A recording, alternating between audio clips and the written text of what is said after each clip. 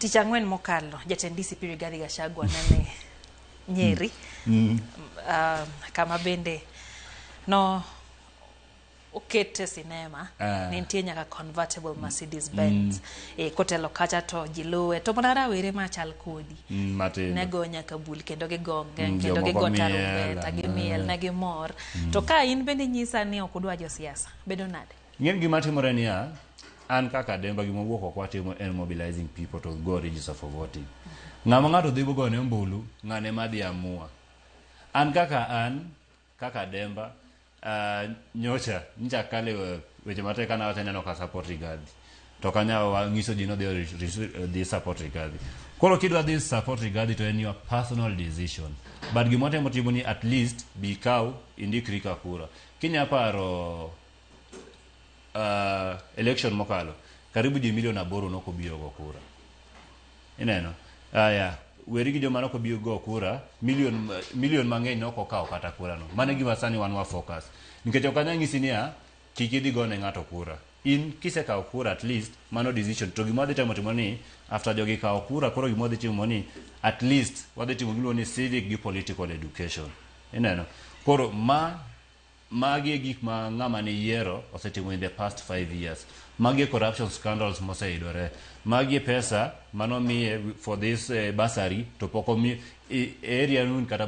bursary okuyudi lakini pesa to obedo allocated every year mano gima watimo sani koro manyiso ni iwacho ni rawere okawo kura to gin magi gima gitimo gine magi make decision ke kidhi chopo kamigo yombulu kacha kata ng'ama nitie to koro sani be gin magi nyayiero ng'ama giwuothogo lakini ok tuko kadi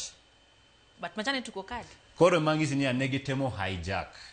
to kaka ne wakwero gidono ka sani koro gitek a step back ne wago nikech ineno koro ka jo Rigathi odhi kaka ne gitemo no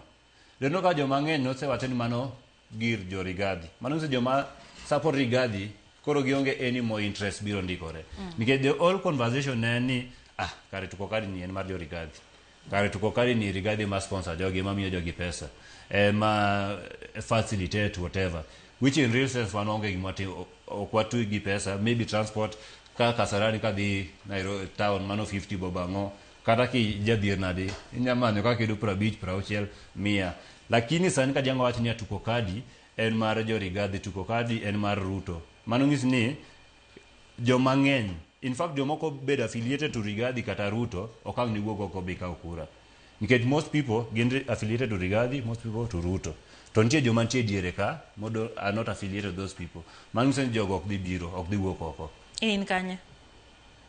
kama nitie currently at position let me remain neutral nikech ka temo na wacho to mano because a conflict of interest but sani gima temo ngiso jinia ang'en ng'ama dhi gone kura en ng'ama the right person ma I as a Demba believe okay believe ni gima decision na di affect jite lakini ng'ama adhi gone kura en ng'ama yie to lakini ok en Ruto to ken Rigathi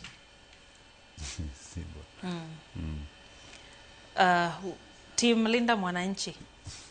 unade kanya anaonge team Linda Mwananchi to pok unena rally mar Linda Mwananchi nikech maga jama wantiere go gi opposition kigolo Rigathi ticha kigolo jatend piny bizenge presidential candidates ma wan go Kenya ka gin over 10 koro mari dagi wacho gin over 10 wan gi Rigathi ok apar ka dhi bedo ballot because of the constitution but wan gi Ruto wan gi Wanjigi Gini wan gi Luonang Ruben Kigame Wajakoya ng'eni dhi bedo kanyo David Maraga Okiya Mtara gin over 10